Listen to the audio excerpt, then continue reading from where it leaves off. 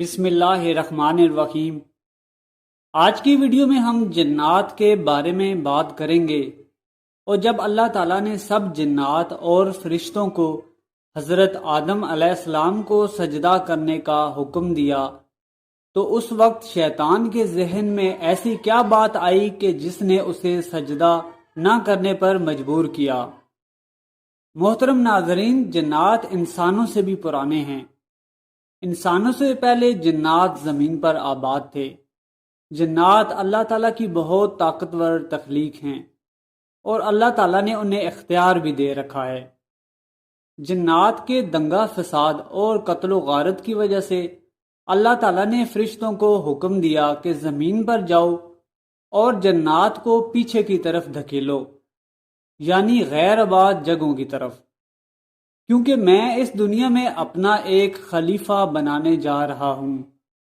فرشتوں کی وہ جماعت جو ان جنات کے ساتھ لڑنے اور ان کو پیچھے دھکیلنے آئی تھی، ان فرشتوں میں کوئی ایسا بھی تھا جو کہ فرشتہ نہیں تھا، مگر وہ بہت عبادت گزار اور پرہیزگار تھا، جو کہ ان جنات میں سے تھا، اور اس کا نام تھا ابلیس۔ ابلیس نے بہت عرصہ اللہ تعالیٰ کی عبادت کی تھی اور اسے عابد پکارا جاتا تھا۔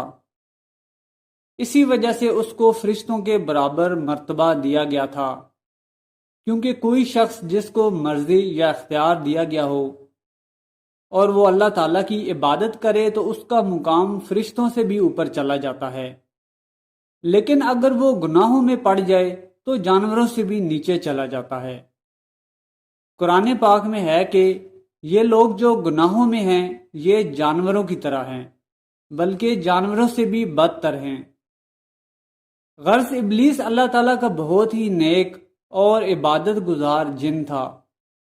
غرض جب اللہ تعالیٰ نے جنات کو ویرانوں اور جزیروں میں دھکیلنے کا حکم دیا اور فرمایا کہ میں زمین پر اپنا خلیفہ مقرر کرنے جا رہا ہوں، تو شیطان کے ذہن میں آیا کہ مخلوقیں صرف دو ہی ہیں، جنات اور فرشتے۔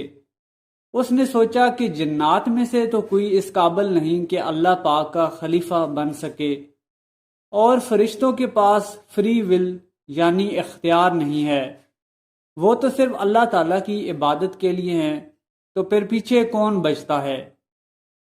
اس نے سوچا کہ صرف میں ہی ایک بچتا ہوں جس کو اللہ پاک اپنا خلیفہ بنا کر بھیجیں گے۔ میں ہی اللہ تعالیٰ کی اس سلطنت کا صحیح حقدار ہوں۔ اس کے اس طرح سوچنے کی ایک وجہ تھی۔ دنیا میں اگر آپ مثال لیں کسی کھلاڑی کی جو کہ بہت عرصہ تک ٹاپ پر رہا ہو، جیسا کہ فٹ بال کی مثال لے لیں، تو رونالڈو یا میسی کا نام ذہن میں آتا ہے، جنہوں نے سالوں تک فٹ بال پر راج کیا ہے۔ امیجن کریں کہ ایک شخص جس نے دہائیوں تک راج کیا ہو اور پوری دنیا اس کو بیسٹ فٹ بالر بھی مانتی ہو، تو وہ شخص کیسا محسوس کرتا ہوگا؟ ابلیس اس ٹائٹل کو بلا شرکت غیر سالوں سے انجوائے کر رہا تھا، اور اس کا کوئی میچ نہیں تھا۔ اسی وجہ سے اس کے ذہن میں آیا کہ وہ اللہ کا جو خلیفہ ہوگا وہ میں ہوں گا۔ اللہ پاک اپنے ہاتھوں سے مٹی کا ایک پتلا بناتے ہیں اور تمام ملائکہ کو کہتے ہیں کہ اس کو سجدہ کرو۔ ابلیس سامنے کھڑا یہ سن کر حیران رہ جاتا ہے۔ اللہ پاک پتلے کے اندر روح پھونکتے ہیں، تمام ملائکہ اللہ کے حکم کے مطابق سجدہ میں گر جاتے ہیں، سوائے ابلیس کے، یہ کھڑا رہتا ہے۔ اللہ پاک اس سے فرماتے ہیں کہ تو نے سجدہ کیوں نہیں کیا جبکہ میں نے حکم دیا؟ ابلیس نے غرور و تکبر سے کہا، میں اس پتلے کو سجدہ کیوں کروں جس کو تو نے ابھی ابھی پیدا کیا، جبکہ میں سالوں سے تیری عبادت کر رہا ہوں۔ یہ کھنکھناتی ہوئی مٹی سے پیدا ہوا ہے، جبکہ مجھے تو نے آگ سے پیدا کیا ہے۔ خلیفہ بننے کا حقدار تو میں ہوں۔ اس کی نیت خراب ہو چکی تھی۔ لالچ میں آ کر اس نے اپنی سالوں کی عبادت کو ضائع کر دیا۔ اس نے سوچا کہ آگ مٹی سے بہتر ہے۔ آج کل ہمارے اندر بھی یہ خرابی پیدا ہو چکی ہے کہ ہم اپنے آپ کو دوسروں سے بہتر سمجھتے ہیں۔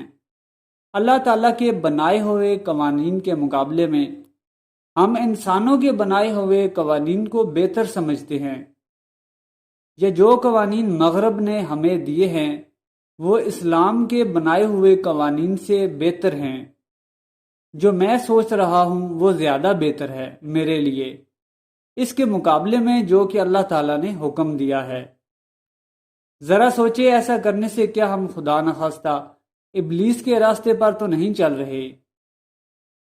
ابلیس کے اس طرح کہنے پر اللہ تعالیٰ نے اسے مردود قرار دے دیا۔ ابلیس نے اللہ تعالیٰ کی درگاہ چھوڑنے سے پہلے کچھ وعدے لیے، اللہ تعالیٰ سے دعا مانگی کہ مجھے قیامت کے دن تک مہلت دے دے۔ اللہ تعالیٰ نے اس گناہ گار کی بھی دعا قبول فرما لی۔ اللہ اتنے دعا قبول کرنے والے ہیں۔ اور اللہ تعالیٰ نے کہا کہ تم ان لوگوں میں سے ہو جن کو مہلت دی گئی ہے، کیونکہ ابلیس کے علاوہ بھی بہت سے ایسے لوگ ہیں جن کو اللہ پاک نے مہلت دی ہے، جیسا کہ دجال جو کہ قیامت کے قریب ظاہر ہوگا۔ شیطان نے کہا کہ یا اللہ، مجھے تو نے اس انسان کی وجہ سے گمراہ کیا ہے نا، اگر یہ نہ ہوتا تو میں گمراہ نہ ہوتا۔ آپ نے اس انسان کو بنایا ہے تو اس کا مطلب ہے کہ آپ نے ہی مجھے گمراہ کیا ہے۔ یہ اس شیطان کا الزام تھا۔ یا اللہ، مجھے قیامت تک مہلت دے، تو دیکھنا میں اس کی نسلوں تک سے کیا کرتا ہوں۔ میں ان کے آگے سے آؤں گا، پیچھے سے آؤں گا، دائیں سے آؤں گا، بائیں سے آؤں گا۔ مطلب کہ میں ہر وقت کوشش کروں گا کہ ان کو تباہ و برباد کر دوں، اور آپ اکثر لوگوں کو شکر گزار نہیں پائیں گے۔ اس لیے جو شخص شکر نہیں کرتا وہ ابلیس کے بتائے ہوئے راستے پر چل رہا ہے، لیکن جو شکر کرتا ہے اسے اللہ کا احسان مند ہونا چاہیے کہ اللہ پاک نے اس سے بچا کر رکھا ہوا ہے۔ ایک شکر تو وہ ہے جو کہ ہم زبان سے ادا کرتے ہیں، لیکن سب سے افضل ترین شکل جو ہے وہ ہے اعمال سے شکر ادا کرنا۔ اعمال سے شکر کا مطلب ہے کہ اللہ تعالیٰ کی عبادت کرنا۔ اذان کی آواز آئے تو سارے کام چھوڑ دیں اور مسجد کی طرف چل پڑیں۔ ابلیس یہ سب جیلسی اور نفرت کی وجہ سے کر رہا تھا، کیونکہ اللہ تعالیٰ نے انسان کو اپنا نائب بنا کر اس دنیا میں بھیجا ہے، جبکہ ابلیس یہ سمجھتا ہے کہ اس منصب کا حقدار وہ تھا۔